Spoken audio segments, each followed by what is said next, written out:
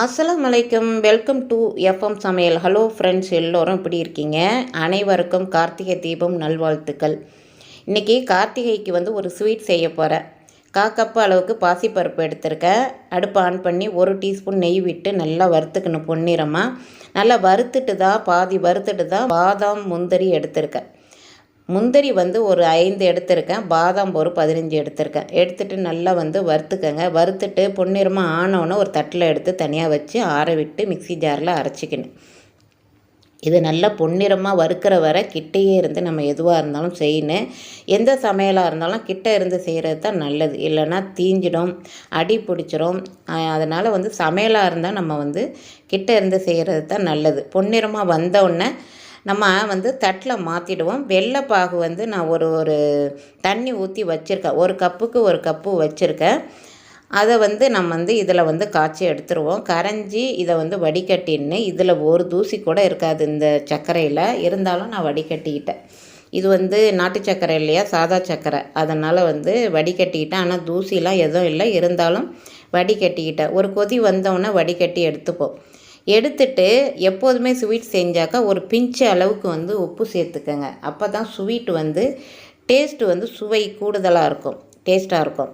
இப்போ இதில் 2 கப் அளவுக்கு நான் தண்ணி ஊற்றிருக்கேன். ஆனால் 1 கப்பு மாதிரி தான் உங்களுக்கு தெரியும். நல்லா இது கொதி வந்துருச்சு. 2 கப் அளவுக்கு ஊற்றிக்கங்க. ஸ்வீட் இதே போதுமானது. ஏன்னா அந்த பாசிப்பருப்பு வேகிறதுக்கு மிக்சி ஜாரில் போட்டு இப்போ அரைச்சிட்டு வந்துடும். ஆறிடுச்சு, அரைச்சிட்டு வந்துடும். இதில் 2 கப் அளவுக்கு தண்ணி விட்டுக்கங்க. நான் பிறகு தண்ணி விட்டேன். இப்போ இதை அரைச்சிட்டு வந்துடுவோம் நைஸாக. ஆனால் கொரப்பாக தான் வரும். ரொம்ப கொரப்பாக இருக்கக்கூடாது. ஒவ்வொரு அளவுக்கு கொரப்பாக இருக்குன்னு. அதனால் ரொம்ப நெய்ஸாக வராது. கொஞ்சம் கொரப்பாக இருந்தால் தான் அந்த ஸ்வீட்டுக்கு சாப்பிடும் போது நல்லாயிருக்கும். அதுக்காக ரொம்ப கொரப்பாக ஆக்கிடாதீங்க. இது நல்லா கொதி இதில் போட்டுட்டு அப்புறம் 1 கப்பு தண்ணி ஊற்றினேன். கப்புக்கு 1/2 கப்பு எனக்கு தேவைப்பட்டுச்சு. ஏன்னா அந்த பாசிப்பருப்பு அந்த நம்ம மிக்சி ஜாரில் அரைச்சிட்டு வந்தது நம்ம நல்லா வெந்து வரணும் அந்த தண்ணியில். அதனால் எனக்கு கப்பு போதுமானதாக இல்லை. அதனால் இன்னொரு கப்பு ஊற்றிக்கிட்டேன். இப்போ 2 டீஸ்பூன் நெய் விட்டு நல்லா கைவிடாமல் கிளறுங்க. அளவுகள் கரெக்டாக தெரியணும் இல்லையா, அதனால் 2 கப் அளவுக்கு ஊற்றிக்கங்க. ஆனால் வெள்ளைப்பாகு அந்த கப்பு எடுத்துருக்கோம் இல்லையா, அதே போதுமானதாக இருந்துச்சு. இப்போ நல்லா கைவிடாமல் கிண்டுங்க. நல்லா அந்த ஸ்வீட் அதில் ஒட்டாமல் நல்லா அல்வா மாதிரி வரணும். இப்போ 1/4 டீஸ்பூனு ஏலக்காய் வறுத்த தூளை போட்டுக்கிறேன், ஏலக்காய் பொடியை. நல்லா பெரட்டுங்க. நல்லா கைவிடாமல் அதில் ஒட்டாமல் அப்படியே வரும். பார்த்திங்களா, இந்த மாதிரி வரும். அடுத்தது இதுக்கு முந்திரி திராட்சை நெய்யில் வறுத்து இதோட சேர்த்துருப்போம்.